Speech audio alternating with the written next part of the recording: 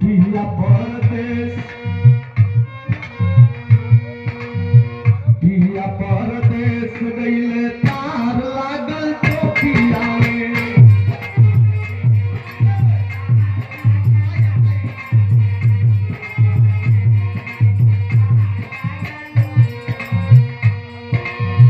लेकिन कहना बा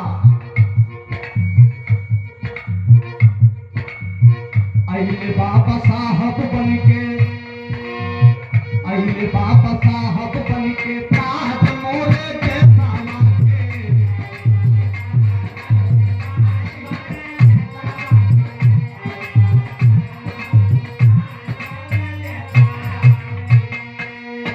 ताज मोरे जैसा लागे, ताज मोरे जैसा लागे, ताज मोरे जैसा लागे, ताज मोरे जैसा लागे। आइले बाबा साहब बनके ताज मोरे जैसा लागे।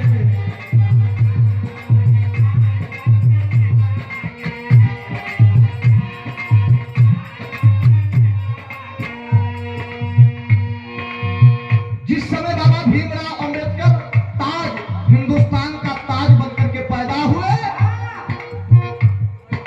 उस समय परिवार और घर गांव का माहौल क्या था?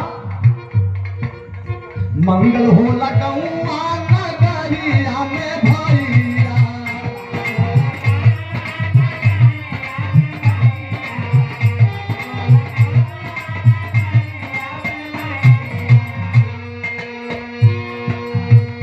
एमपी में जा